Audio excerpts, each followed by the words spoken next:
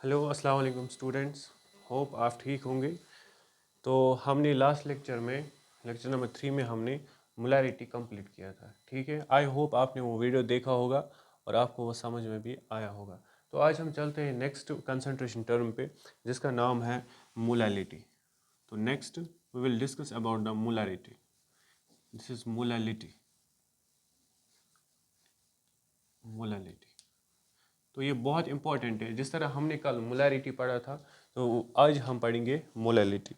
Now first of all, अगर हम molarity और मोलैलिटी के अंदर डिफरेंस की बात करेंगे, तो डिफरेंस ये है फर्स्ट कि इनको पहले डिनोटेशन को आपको पहले याद रखना है। इसको हम डिनोट करेंगे स्मॉल एम से। तो लास्ट के लेक्चर में हमने पढ़ा था मोलैरिटी, उसको हम डिनोट करते हैं कैपिटल एम से, ठीक है। तो आज का जो मोलैलिटी है जो पढ़ने वाले हैं, उसको हम डिनोट करेंगे स्मॉल एम से। तो पहले हम ये समझते हैं व्हाट इज मोलैलिटी, ठीक है। शाबाश, आपको पता होगा what's molality. Now it is defined as number of moles of solute. Number of moles of solute number of moles of solute dissolve, जिनको आप डिसॉल्व करोगे, डिसॉल्व इन, देखो, per kg of solvent, per kg of solvent, ठीक है। Don't get confuse between molarity and molality. अगर मैं थोड़ा सा आपको रिकैप करवा दूं कि जो हमने मोलैरिटी पढ़ा था, जो लास्ट लेक्चर हमने पढ़ा था, उसमें हमने लिखा था डेफिनेशन मोलैरिटी की, number of moles of solute dissolve in, क्या लिखा था, पर ml पर kg नहीं वहाँ पे लिखा था, वहाँ पे हमने लिया था वॉल्यूम ऑफ सोल्यूशन। आपको 1 लीटर ऑफ सोल्यूशन वहाँ पे लिया था, ठीक है ना। लेकिन यहाँ पे 1 लीटर नहीं, यहाँ पे पर kg ऑफ सॉल्वेंट है, ठीक है। शाबाश, आई होप आपको ये मिसअंडरस्टैंडिंग दूर होगी ना। उसके बाद अगर मैं बात लिखूँ बाय डेफिनेशन, तो मैं मोलैलिटी को ऐसे भी लिख सकता हूँ ना, मोलैलिटी इक्वल्स टू, बताओ, वेरी गुड, कैसे लिखे, नंबर ऑफ मोल्स। तो मैं लिख सकता हूँ this is the number of moles of solute upon में, देखो अपॉन में क्या लिखोगे, दिस इज kg का मतलब होता है मास, यहाँ पे वॉल्यूम में नहीं लेंगे, दैट इज है द मास ऑफ सॉल्वेंट। ये सॉल्यूशन नहीं है, this is mass of solvent, mass of solvent, but ये सॉल्वेंट हम लेंगे फिलहाल kg के अंदर। तो ये जो फार्मूला मैंने आपको बना दी, यहाँ पे मोलैलिटी बराबर होती है number of moles of solute भी लिख सकते हो, ठीक है, अपॉन में दिस इज है द मास ऑफ सॉल्वेंट, यहाँ पे आप सॉल्यूट भी लिख सकते हो। तो जो हमने ये डेफिनेशन के हिसाब से हमने यहाँ पे ये फार्मूला जनरेट की, ठीक है। अब हम एक काम करेंगे, जैसे हमने लास्ट टाइम भी किया था, पहले हम इसके यूनिट्स निकालते हैं। नाउ इसके यूनिट्स देख लीजिएगा, मोलैलिटी के यूनिट्स क्या है। Number of moles of solute किस में लेते हैं, इसका यूनिट मोल होगा, इसका यूनिट मोल होगा, अपॉन में mass of solvent, mass of solvent हम लेते हैं केजी के अंदर, केजी। तो इनको आप रेसिप्रोकल कर लीजिएगा, तो ये बनेगा आपका unit mole per KG, this is mole per kg. No this is the unit of molality, ठीक है ना, डोंट गेट कंफ्यूज। अब हम एक काम करेंगे, in the scenario of the numerical, जैसे हम करते आए हैं, हम केजी को कन्वर्ट करेंगे किनके अंदर, ग्राम्स के अंदर, ठीक है। As all we know 1 kg 1000 gram के बराबर होते हैं। तो we can also write down कि जो मोलैलिटी होती है, we can also write down जो मोलैलिटी होती है इक्वल्स टू, वो किसके बराबर मैं लिख सकता हूँ, वेरी गुड, मैं लिख सकता हूँ number of moles of solute, this is the number of moles of solute. शाबाश, डिवाइड में हम क्या करेंगे, डिवाइड में हम लिखेंगे मास ऑफ सॉल्वेंट। अब की बार मैंने फिर से ही लिखा मास ऑफ सॉल्वेंट, बट अब की बार यहाँ पे केजी में दिया है, तो हम इसको क्या करेंगे ग्राम्स के अंदर, बट फिर क्या करेंगे, फिर मल्टीप्लाई करेंगे हम 1000 से, ठीक है। आई होप ये एक और फॉर्मूला है जो आप न्यूमेरिकल्स में इस्तेमाल करें, बिल्कुल जैसे मोलैरिटी लेक्चर 3 में पढ़ाया वैसे ही सेम टू सेम है, ठीक है। आई होप यहाँ पे आपको समझ में आया होगा। अब नवोदय, जब आप न्यूमेरिकल्स में इसको अप्लाई करोगे, वहाँ पे आपको लिखना पड़ेगा number of moles as it is. Number of moles कैसे निकालते हैं, आपको गिवन मास दिया होगा, डिवाइड में मोलर मास, तो उन दोनों को डिवाइड करने के बाद you will get the number of moles, वो तो आपको क्वेश्चन में मिलेगा, और mass of solvent multiply 1000। Now अगर मैं फॉर एग्जांपल इसको डिनोट करूँ, शॉर्ट टर्म से मैं डिनोट कर देता हूँ, अगर मैं मानूँ if, now listen, if N B, अगर मैं एन बी से रिप्रेजेंट क्या करूँ, if N B is number of moles of solute, number of moles of solute, अगर मैं एन बी मानता हूँ, क्या मान के चलता हूँ, N B is the number of moles of solute, और डिजोल्व्ड मैं इसको डिजोल्व कर रहा हूँ in W grams of solvent, तो डब्ल्यू मैंने वर्ड यूज़ किया, डब्ल्यू ग्राम्स ऑफ सॉल्वेंट, तो मैं यहाँ पे यूज़ कर रहा हूँ, ठीक है बेटा। शाबाश। उसके बाद फिर बताओ ये किसके बार बन सकता है, तो मोलैलिटी स्मॉल एम, ये स्मॉल एम इक्वल्स टू, अब बताओ नंबर ऑफ मोल्स किससे मैंने दिखाया, जैसे से एन बी से दिखाया, वेरी गुड, डिवाइड में। नाउ डिजोल्व इन डब्ल्यू ग्राम, तो मैं यहाँ से क्या लिखूँ, मास ऑफ सॉल्वेंट किससे रिप्रेजेंट किया, डब्ल्यू से, ठीक है, और फिर मल्टीप्लाई क्या करोगे, मल्टीप्लाई करोगे 1000। तो this is the short form to represent the molality, this is the short form to represent the molality. तो आप इस हिसाब से भी निकाल सकते हो, as it is very simple है, ठीक है, शाबाश। आप और पार्ट भी इसका कर सकते हो, जैसे हमने लेक्चर 3 में मैंने आपको समझाया था, आप और भी लिख सकते हो। देखो और कैसे आपको करना है, एज वी नो मोलैलिटी किसके बराबर होते हैं, शाबाश, आपको पता है, फिर से मैं बता रहा हूँ, मोलैलिटी किसके बराबर, मोलैलिटी इक्वल्स टू किसके बराबर, very good, number of moles of solute, number of moles of solute upon में मास ऑफ सॉल्वेंट, अपॉन में मास ऑफ सॉल्वेंट। ये मैं और दिखा रहा हूँ, अगर किसी को एग्जाम में आप ये भी लिख सकते हो और वो पार्ट भी लिख सकते हो, तो मैं ऊपर और कर रहा हूँ, ठीक है, ये और पार्ट है जी। एज वी नो मोलैलिटी इसके बराबर होती है, यस सर, मोलैलिटी इसके बराबर होती है, बाय डेफिनेशन हमने सीखा ये इसी के बराबर होते हैं।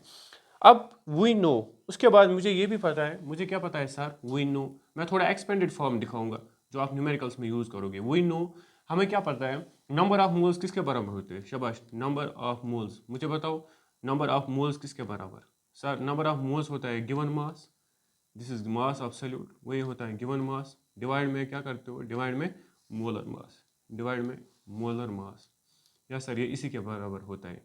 तो देयरफॉर मुझे बताओ जो मेरे पास मोलैलिटी है m इज इक्वल टू, बताओ मोलैलिटी की फॉर्मूला क्या है, number of moles, number of moles जो यहाँ पे लिखा मैंने, क्या इसके बारे में ये लिख सकता हूँ, because we know number of moles इसके बराबर है कि नहीं, या सर आप लिख सकते हो, ये किसके बराबर बनेगा, मास ऑफ सॉल्यूट, डिवाइड में क्या करोगे, डिवाइड में करोगे मोलर मास, डिवाइड में करोगे आप इसको मोलर मास, यस सर, ये यहाँ पे मोलर मास आएगा।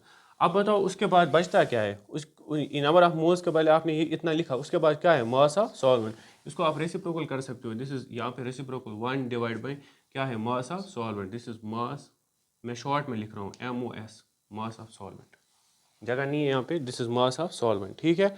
बट यहाँ पे जो मास ऑफ सॉल्वेंट है ये किस में है, अभी kg में, ठीक है, शाबाश।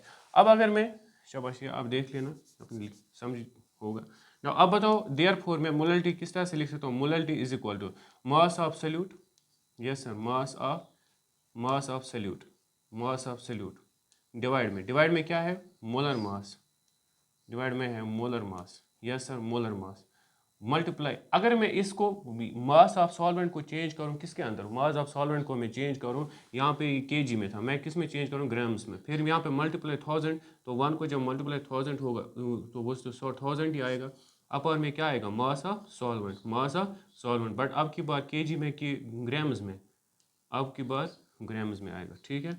No this is the another formula.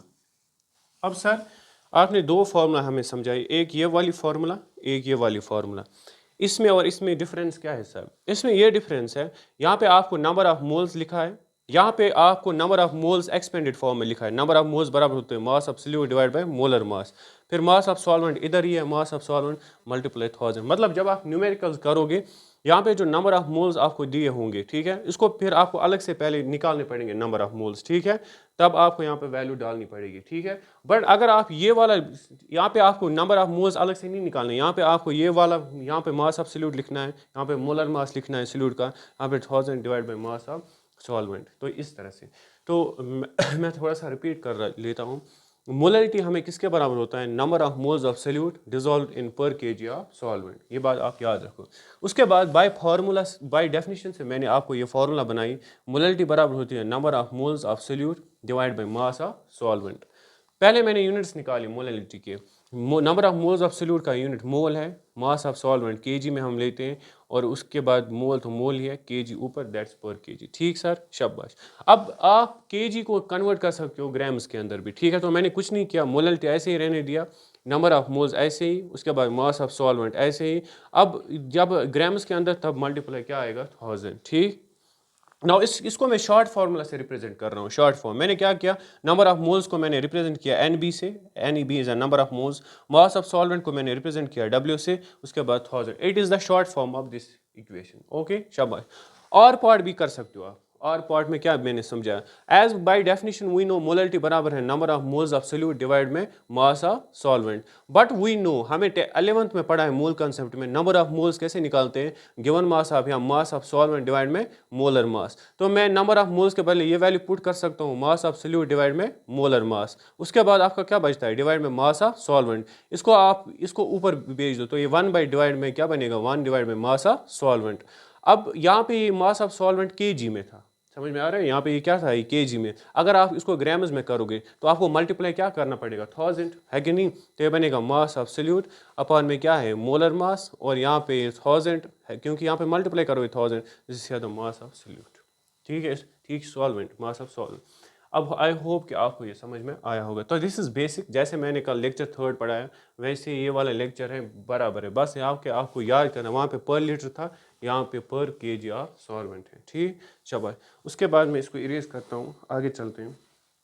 No अब अगर ये एग्ज़ाम में बार बार ये क्वेश्चन कभी आपको पूछ लेता है एग्जामिनर ऑब्जेक्टिव में कि एक आपने मोलैरिटी पढ़ी थी और एक आपने मोलैलिटी पढ़ी थी, तो ये दो टर्म्स, ठीक है, इनमें बेस्ट मेथड कौन सा है, इनमें बेस्ट कंसंट्रेशन टर्म कौन सी है, ठीक है शाबाश। तो आप इसको रिम में लिखो या नोट में लिखो, ठीक है, दिस इज़ वेरी इंपॉर्टेंट। मैं बता रहा हूँ जो ये एडवांटेज है, ठीक है, जो molality molality molality is temperature independent, देखो ये बहुत important, temperature independent, temperature independent, इसका मतलब क्या है, that is it does not change with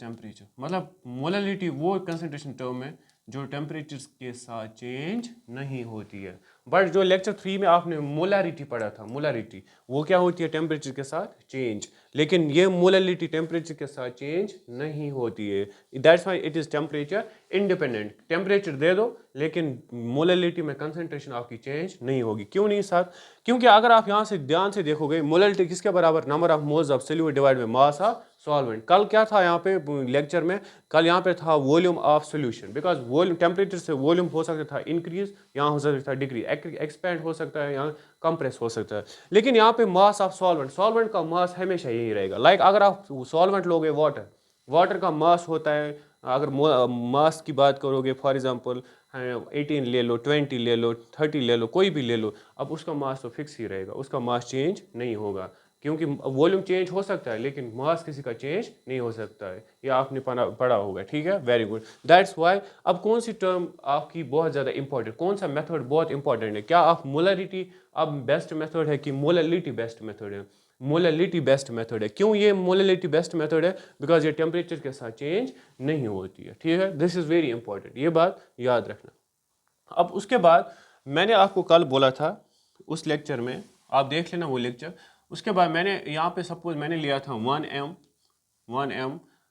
NaCl, ये मैंने बोला इसको क्या पढ़ते हैं, इसको बोलते हैं वन मोलार, क्योंकि कैपिटल एन है ना यहाँ पे, हम इसको बोलते हैं 1 मोलार NaCl, क्या बोलते हैं 1 मोलार NaCl। अब अगर ऐसा होगा 1m NaCl, फिर इसको क्या बोलोगे, मैं एग्जांपल बता रहा हूँ, इसको बोलेंगे, इसको बोलते हैं 1 मोलार MOLAR मोलार, इसको क्या बोलेंगे 1 मोलल, क्योंकि इट रिप्रेजेंट्स मोलैलिटी, इसको बोलते हैं मोलल, इसको क्या बोलेंगे मोलल।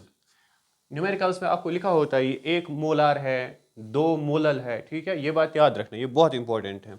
तो यहाँ पे इसको ऐसे ही पढ़ते हैं, ठीक है शाबाश। इसका क्या मतलब है 1 मोलल NaCl, इसका ये मतलब है कि पहले इसका मोलर मास कितना होता है NaCl का, इसका होता है 58.5 ग्राम, इसका मतलब 58.5 grams are dissolved, 58.5 grams are dissolved, कितने में आपने डिजॉल्व किया है पर केजी सॉल्वेंट, है कि नहीं, मतलब आपने 58.5 ग्राम डिजॉल्व करे है 1 kg सॉल्वेंट में, दैट मीन्स 1000 ग्राम्स के अंदर आपने कितना डिजॉल्व किया है 58.5 ग्राम, इसको बोलते हैं 1 मोलर।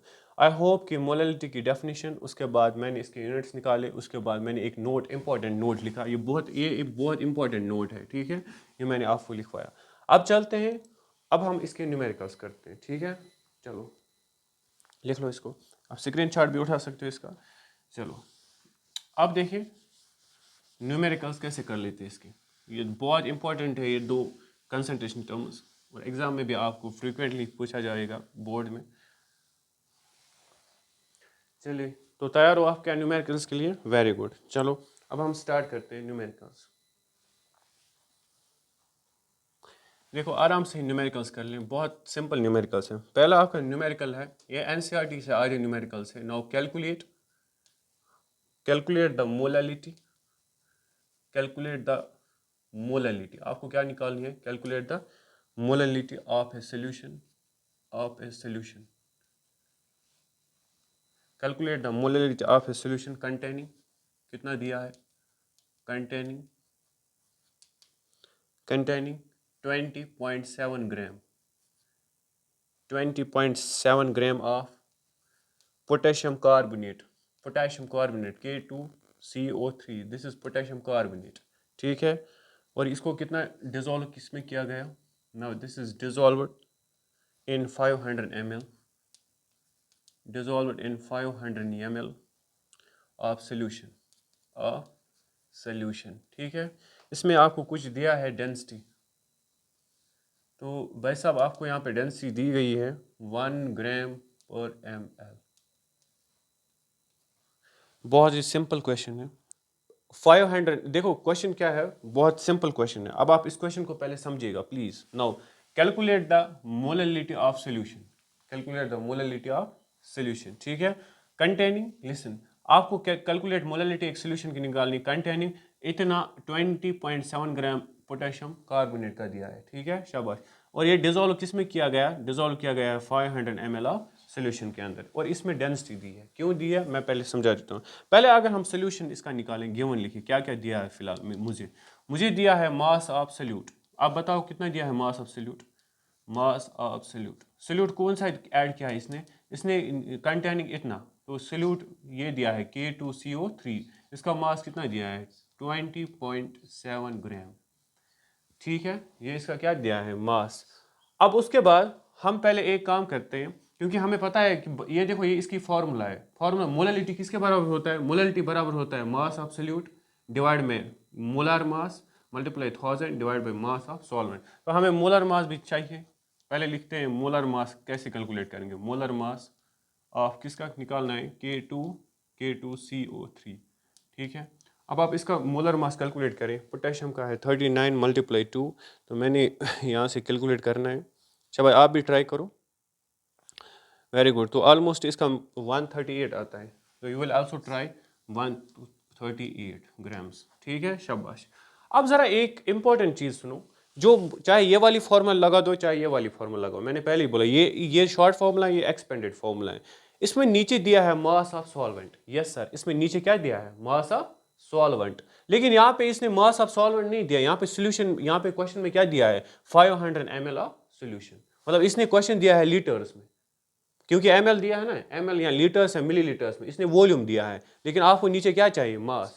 पहले वॉल्यूम को किस में कन्वर्ट करेंगे? पहले मास के अंदर। तो इसीलिए इसने क्या दी है? डेंसिटी। ठीक है, तो हमें पता है डी डेंसिटी किसके बराबर होता है? मास डिवाइड में वॉल्यूम। ठीक है, हमें वॉल्यूम किस में कन्वर्ट करना है? हमें वॉल्यूम मास में कन्वर्ट करना है। ठीक है, तो हम क्या लिख सकते हैं? हम लिख सकते हैं, इसको मैं ऐसे लिख सकता हूँ, m इज इक्वल टू ये v इधर बेस, तो this is d into V. Yes sir, फिर कितना आएगा? डेंसिटी, डेंसिटी कितनी दी है? 1 मल्टीप्लाई, अब वॉल्यूम कितना इसने दिया था? 500। ठीक है, अब आप 500 को 1 से, तो ये बनता है 500। अब की बार ये 500 ml नहीं रहेगा, क्योंकि अब की बार ये मैंने मास को यहाँ पे रखा और v को यहाँ पे मल्टीप्लाई किया। अब की बार ये क्या बन गया? अब की बार ये g बन गया। ठीक है, तो इसका मतलब यहाँ पे मुझे मास ऑफ सॉल्वेंट भी मिल गया। ठीक है, दिस इज वेरी इंपॉर्टेंट। अब पहले इंपॉर्टेंट चीज समझो सर, इतना तो हो गया, इतना हमने ये पहले क्या किया? हमने ये 500 ml, मैं फिर से बता रहा हूँ, ये जो आपका 500 ml ये सॉल्वेंट दिया था, 500 ml की ये सोल्यूशन दिया था, ये इसने क्या दिया था? 500 ml ऑफ सोल्यूशन। तो आपने यहाँ पे जब चेंज किया तो आपका कितना आया? ये 500। लेकिन अभी ये 500 सोल्यूशन है, ये 500 ग्राम्स ऑफ सोल्यूशन यहाँ पे है। बट आपको क्या चाहिए? आपको चाहिए मास ऑफ सॉल्वेंट।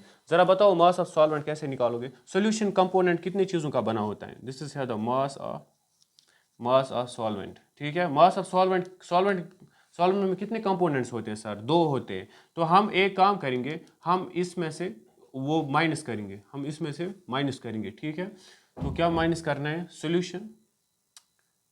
सॉल्यूशन में से ठीक है ना, ये सोल्यूशन का है, सोल्यूशन में से हम सोल्यूट को माइनस करेंगे। यस सर, बहुत सिंपल न्यूमेरिकल है, पहले टाइम लगता है, ठीक है ना।